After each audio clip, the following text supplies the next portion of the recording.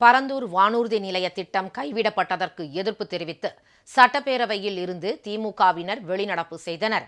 பரந்தூர் விமான நிலைய திட்டம் கைவிடப்படும் என முதல்வர் விஜய் அறிவித்த நிலையில் இந்த விவகாரம் குறித்து பேச பேரவையில் அனுமதிக்க வேண்டும் என திமுக உறுப்பினர்கள் கோரிக்கை விடுத்தனர். ஆனால் முதல்வர் 110 விதியின் கீழ் அறிவித்து விட்டதால் அது குறித்து விளக்கமளிக்கவோ விவாதிக்கவோ அனுமதிக்க முடியாது என பேரவைத் தலைவர் மறுத்துவிட்டார்.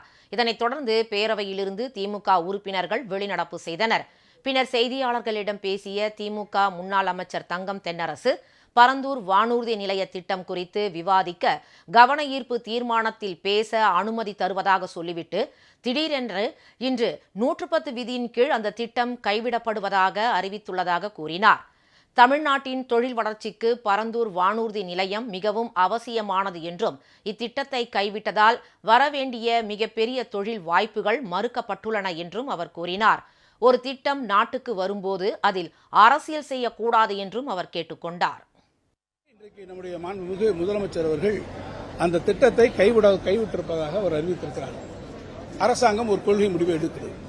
ஆனால் இந்த திட்டத்தின் வாயிலாக வரவேண்டிய மிகப்பெரிய தொழில் வாய்ப்புகள் இன்றைக்கு மறுக்கப்பட்டிருக்கிறது.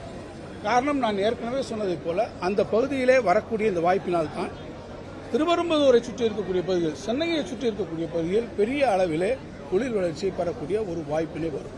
ஒரு திட்டம் நாட்டுக்கு வருகிற போது அதில் அரசியல் செய்யக்கூடாது. அரசியல் காரணங்களுக்காக ஏதேனும் திட்டங்கள் நிறுத்தப்பட்டிருக்கும் என்று சொன்னால் அது நம்முடைய பொருளாதாரத்தை பாதிக்கும். எதிர்க்கட்சியினரின் குரலை ஜனநாயக முறையில் வெளிப்படுத்துவதை இந்த அரசு முடக்குகிறது என்றும் தங்கம் தென்னரசு குற்றம் சாட்டினார்.